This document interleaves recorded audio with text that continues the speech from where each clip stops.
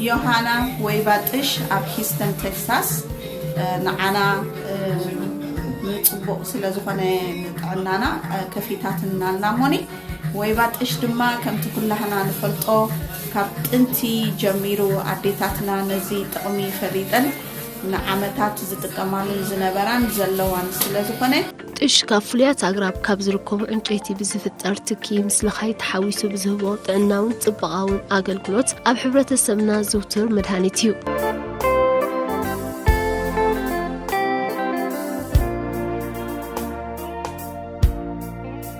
እዚ ብዝሕጂ እዋን መፂ ዘሎ ኣገባባት ከም ሳውና ስቲም ነቲ ባህላዊ ኣገባብ ጥሽ ተኸቲሉ ዝመፀ እዩ። ጥሽ ምባእ ኣብ ጥሉል ዕንጨይቲ ዘለዎ ጉድጓድ ወይ ድማ ጉብጥሽ ትኪ ኤግታ ሃፋ ብኮቦርታ ተሸፊንካ ምእታው ማለት እዩ። ጥሽ ባህንን ዘብል ጥዑም ሽታ ዝውንኑ ጥሉላት ኣግራብ ኣቕፅልትን ኣቃፂልካ ብዝፍጠር ትኪ ኣብ ኣካላት ረሃፅ ይወፅእ። ምስቲ ረሃፅ ብዙሕ ነገራት ስለ ዝወፅእ ድማ ኣብ ጥዕናናን ፅሬት ኣካላትናን ዘይነዓቕ ኣበርክቶ ኣለዎ። ጥሽ ካብ ጥንቲ ትሒዙ ኣዴታትና ዝጥቀማሉ ዝነበራ ክፍውስ ዝኽእል ሓይሊ ከም ዘለዎ ይእመን። ዝበዝሓ ብሄራትና ድማ የዘውትርኦ። ብፍላይ ግን ኣብ ከበሳታት ሃገርናይ ብብዝሒ ዝዝውተር ኣብ መወዳእታ ፅድያትን ደቂ ኣንስትዮ ዝያዳ ጥሽ ዝጥቀማ። እዞም ንጥሽ እንጥቀመሎም ዕንጨይቲ ኣብ ውሽጢ ዓዲ ወይ ድማ ኣብ ጥቓ ገዛኻ ዝበቕሉ እዮም። ገለ ካብ ብዙሓት ንጥሽ ንምውባእ እንጥቀመሎም ኣትክልቲ ታሰስ፣ ወይባ፣ ኣውሊዕ፣ ሒሐት ካልእን እዮም። እዞም ኣቕፅልቲ ጥሉላትን ሓደሽትን ክኾኑ ተመራፂ እዩ። ልክዕ ከም ካልእ ባህላዊ ልምድታት ግብጥሽ ስርዓት ወይ ድማ ቅጥ ኣለዎ። ቀደም ዘመን ተጠቀምቲ ጥሽ ዝኾና ደቂ ኣንስትዮ ንጥሽ ዝኾነን ኣትክልቲ ክእክባ ብጣዕሚ ይጥንቀቓ ከም ዝነበራ ይንገር። ብፍላይ ኣብ ሃይማኖታዊ በዓላት ጾም ብዝተቐንጠበ ኣቕፅልቲ ጥሽ ምባእ ሕማቕ ነገር ከም ዘስዕብ ዝእመነሉ ዝነበረ ንሕና ከዓ ነዚ ተረዲእና ከዓኒ ክንጥቀመሉ ጽቡቕ ኮይኑ ይስምዓኒ። ንምንታይ ድቃስ ንዝኣበዮ ናይ ሕቆ ፀገም ከምኡውን ንቆርበትካ ምጽባዕ ንማሕፀንካ እውን ከምዚ ኢንፌክሽን ክህልወካ ከሎ መቸም ንብርክኻ ንብዙሕ ነገር ክጠቕመካ ስለ ዝኽእል ነዚ ዕድል ተዋሂብና ደሎ በጣም ነው ደስ የሚለው። ዛሬ ደግሞ ይውላችሁ በዮሃና ወይባ ጥሽ ተከስተናል። በጣም ነው የሚገርመው። ወይባ ጥሽ ድሮ እናቶቻችን ያደርጉት ነበረ።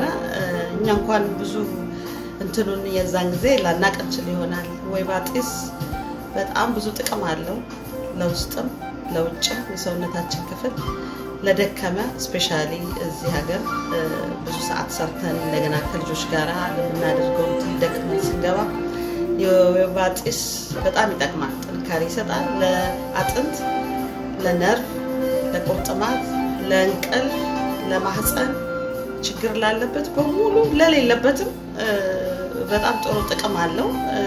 ሞክሩ፣ ኑና ሞክሩት። በጣም ነው ደስ የሚለው። መታችሁ እዩት፣ ሞክሩት። ዮሃና የወይባ ጢስ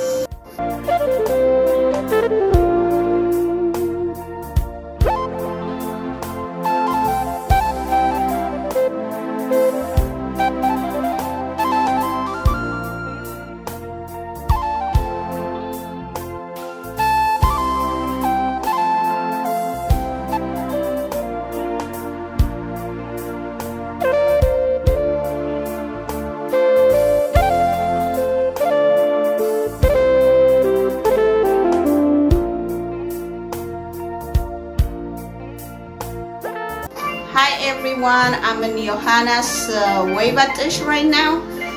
Whatever this steam that I'm doing is called Moroccan steam, and there is it's called Moroccan oil. It's made with olive oil. So she gave me a massage my whole body, and now I'm inside.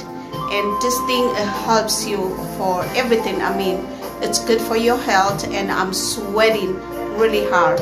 So I would like everyone to come and try. And she also have like a massage that she could do for your whole body, hair steam, and even for your face.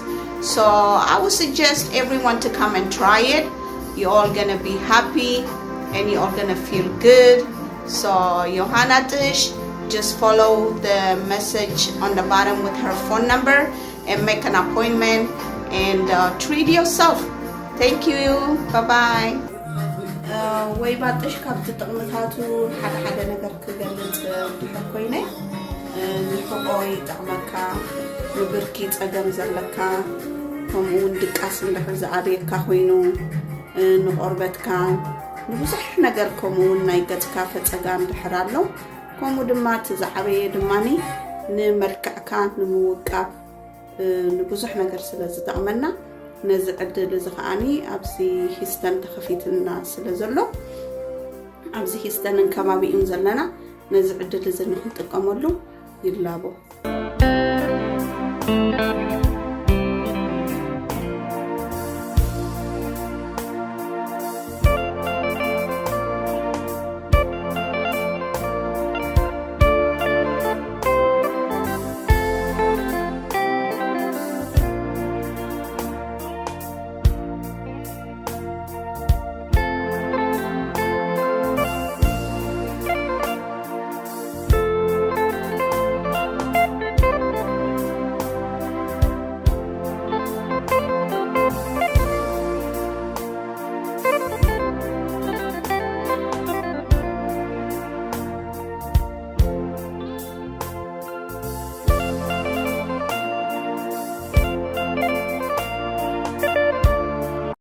Yohana ወይባ ጥሽ traditional steam ኣብ ክልተ ቦታ ኣለና ሳውዝ ዌስት and ሮዘንበርግ በብዝጥዕመክን ቆፀራ ንምሓዝ በዚ ዝስዕብ ቁፅሪ ስልኪ ረኸባኒ 832 716 1357 832 716 1357